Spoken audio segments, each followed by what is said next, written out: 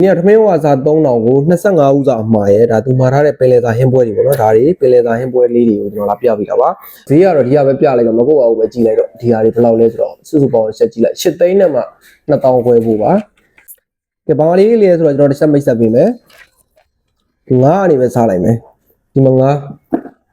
ဒါငါအုံးပေါ့နော်အကောင်အကြီးပါဒါတပွဲတကောင်တပွဲကိုတကောင်ပေါ့နော်3ပွဲမှာတာပါဒီမှာတပွဲဒါကတော့2ပွဲ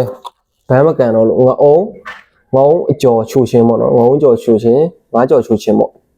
အားလုံးပေါင်း3ပွဲဖြစ်မယ်ကနန်းခွက်ကျော်3ပွဲကနန်းခွက်ကျော်တော့ site သေးပေါ့နော်ဒါဆိုရင်တပွဲ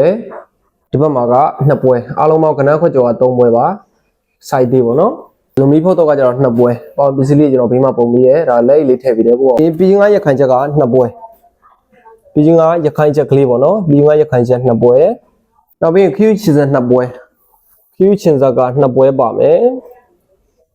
ခရူးချင်းစက်2ပွဲပြီးရင်ကနန်းလုံးကကျတော့4ပွဲကနန်းလုံး4ပွဲဒါတအိုးကျွန်တော်2ပွဲစီထည့်ပေးထားတယ်ကနန်းဆိုင်လည်းနည်းနည်းအတင်းတင်းတအားကြီးတော့မကြည့်ဘူးပြကြီးတော့ကြီးမယ်တအားကြီးတော့မကြည့်ကနန်းက4ပွဲဒါလေးကတော့ပင်လယ်သားကတော့ဒီလောက်ပဲပေါ့နော်ကျန်တာကကျတော့ဒီဝါစာ3000မှာပါတာလေးတွေကျွန်တော်ချက်ပြပေးမယ်ဒါသူ့ကိုတော့ရွက်ကြော်ကျွန်တော်2မျိုးလုပ်ပေးထားတယ်ဗျလူက25ဦးဆိုတော့လေဒါပဲတီကြော်ပါမယ်ပြီးဇွန်းရကြော်ပါမယ်ရွက်ကြော်2မျိုးသုံးပေးထားတယ်ဗျနော်25ရောက်ဆိုတော့